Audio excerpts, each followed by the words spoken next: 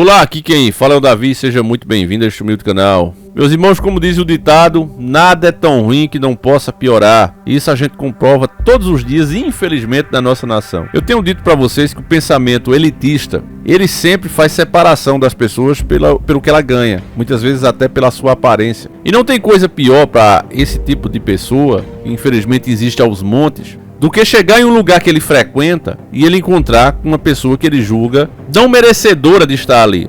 Vou colocar assim. O Paulo Guedes, ele é um desses caras. Ele é o pior desastre, ele é o que tem de pior no governo Bolsonaro. Talvez se não fosse o Paulo Guedes, Bolsonaro tivesse feito muito mais acerto. Se ele fosse aquele Bolsonaro, antes de conhecer o Guedes, antes de virar realmente candidato a presidente e se tornar, como consequência, presidente. Na época que ele era um deputado, o cara era altamente nacionalista. Falava que uma privatização, como o da Eletrobras, por exemplo, de empresas estratégicas, assim classificadas por ele, iria fazer o Brasil virar uma colônia. Ele dando exemplo no Exército, ele disse, olha, se continuar assim, para o brasileiro só vai servir cargo no Exército de soldado raso. Cabo vai ser tudo estrangeiro.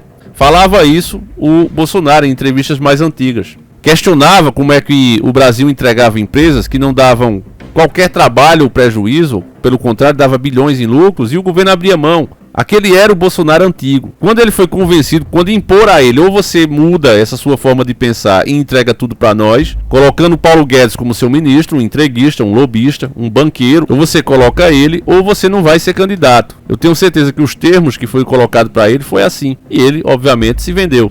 O Paulo Guedes representa todo o pensamento elitista que faz realmente essa divisão das pessoas. Quando ele disse, pra que empregada doméstica, né, em uma entrevista inusitada, ele disse, pra que empregada doméstica ir pra Disney? Viaja por aqui mesmo. Ele não estava pensando em aproveitar as belezas do Brasil, que na minha opinião é muito melhor do que a Disney. Eu posso ficar rico como for, posso ficar bilionário, eu jamais iria para aquele lugar. Não vejo graça. Eu sei bem o que cada personagem daquele representa e sei bem quem era o Walt Disney. Tenho vídeos aqui no canal sobre isso. Então quando eu vejo, né, principalmente alguns youtubers aqui falar de Disney com aquele carinho, aquela emoção, me dá vontade de vomitar. Porque eu não sei se o cara é mal informado, se é mau caráter ou se simplesmente é um gado velho mesmo. Mas a questão não é Disney, não é nada disso. A questão é que um cara como o Paulo Guedes, ele não quer mandar os filhos dele pra lá, pra Disney. Um amante, por exemplo, olha, vai lá com a tua família, curte aí na Disney, eu pago tudo. E de repente, a amante e os familiares dizem, olha, eu encontrei aqui com a empregada do teu amigo fulano. Ou até com a própria empregada. Eles não querem isso. Se acontecer isso, eles deixam de frequentar o lugar. E aí vem, meu irmão, o senso de humor do criador. Eu acho que Deus tem um senso de humor, sim. Porque, embora eles construam esses lugares, né, que só eles devem frequentar, caríssimos, que apenas a elite pode ter acesso, de repente, pertinho aí da tua casa, pode ter um litoral, uma praia, que dá de 1000 a 0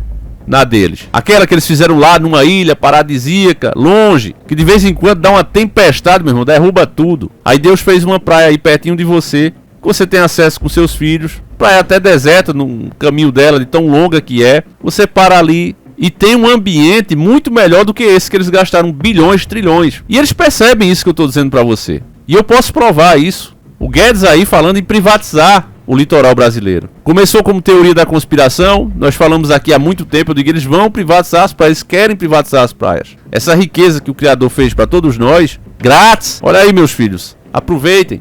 Eles acham que isso é demais e que nem todos devem ter esse acesso. Vamos ver aqui a entrevista, onde ele deu ali no Flow um pedacinho. Ele fala aí que tem que ser privatizado por $1 bilhão. Vamos entender aí, vamos lá. O caso do Brasil é um caso clássico de má gestão.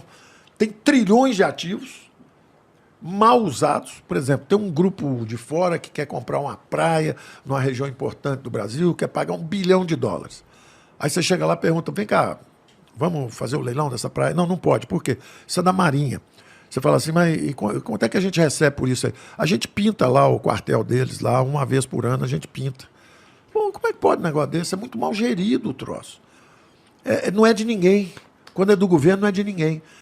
Meus irmãos, é duro ouvir isso. Vamos desmentir esse ministro que mostra uma ignorância muito grande quando ele diz se é do Estado, não é de ninguém. Só isso já mostra a ignorância dele, porque uma praia que se encontra em um Estado, ela pertence ao Estado. E o Estado nada mais é do que a representação do povo. Portanto, os donos legítimos disso é o povo. Agora, é fato que sempre existiu esse pensamento elitista, sempre existiu o pensamento tirano. O rei da Inglaterra, quando invadiu a Escócia, dizia que o problema da Escócia era porque estava cheia de escoceses e precisava acabar com isso. ou seja, acabar com o povo. Da mesma forma, você está vendo aí, quando ele diz que não é de ninguém, então tem que ser de alguém, né? Se não é de ninguém, alguém tem que ser dono. Alguém esse, amigo dele, né? Os amigos do rei. Aí eu pergunto a você, meu nobre e querido irmão, esse 1 bilhão que ele quer vender, vai servir para quê pro país? Você pergunta ao cara, ô Guedes, que a gente chama carinhosamente de Jegues, ô Paulo Jegues, carinhosamente, Paulo Jegues, esse 1 bilhão vai para quê? Ele vai entrar esse dinheiro, eles vão chegar a pagar pelo menos? Não. Esse dinheiro vai servir para amortização dos juros da dívida. É para isso que ele quer o dinheiro, para enfinhar nos banqueiros amigos dele. Na verdade são chefes dele. Ele quer pegar esse bilhão para dar aos caras. É isso que eles fazem. É igual as privatizações que estão sendo feitas. O dinheiro nem chega a entrar. Eles pagam com o lucro da própria estatal. Entra uma merreca para os candidatos ali, né? Distribuírem para eles mesmos em forma de verba. Essa é a realidade do Brasil. Privatização, como disse Enéas, e vale a gente lembrar, vamos ver aí o que Enéas dizia sobre privatização. O tempo passa e eu continuo assinando embaixo, porque é isso que a gente vê na prática. Privatização é roubo mesmo. Não é outra coisa a não ser isso. Se eles privatizam, a gente vai ter praia limpa? Vai. Quem compra vai lucrar com ela. E as pessoas vão começar a pagar para entrar no que é delas. Ou seja, meus irmãos, você vai estar num país realmente pobre. Porque você vai pisar na estrada, no chão, na calçada e ela vai ter dono. Então um país que realmente vende até o chão onde pisa, ele é pobre. O continente africano ele sofre muito com isso. Tudo que é de riqueza, o que gera produção de riqueza lá, tem alguma empresa internacional tomando conta. Isso é fato.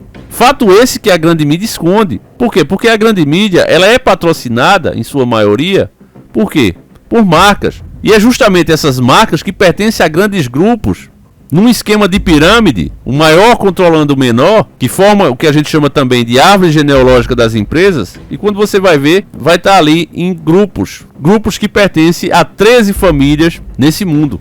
Essa turma já percebeu que se eles querem o controle total do mundo e criar as novas regras como eles pensam para esse novo mundo, eles precisam controlar as verdadeiras riquezas, porque essa que eles têm agora, acumulada, que é o dinheiro fictício, é uma riqueza que ultrapasse muito o que o planeta Terra gera por ano. O que esses caras têm em números, você precisaria ter uns 3 ou 4 planetas Terra trabalhando ali, gerando recursos, para cobrir o que esses caras têm digital. Não é à toa que você vê a força deles para quê? Para passar tudo para o digital mesmo, que é para eles terem mais controle e mais poder ainda. Mas Enéas sempre dizia isso, olha, esse dinheiro que esses caras têm é dinheiro irreal, porque a produção do mundo não chega nem perto desses números digitais. E como é que pode essa coisa toda? Basta acontecer uma crise, meus irmãos, como a gente já viu aí em vários países, a primeira coisa que acontece é a desvalorização desse papel, que na verdade não vale nada. O valor realmente está na matéria-prima, que você constrói coisas, na mão de obra, isso é o verdadeiro valor. Infelizmente eles seguem uma regra que uma mentira repetida muitas vezes ela se torna verdade. E a gente infelizmente vê isso na prática, meus irmãos. Então você vê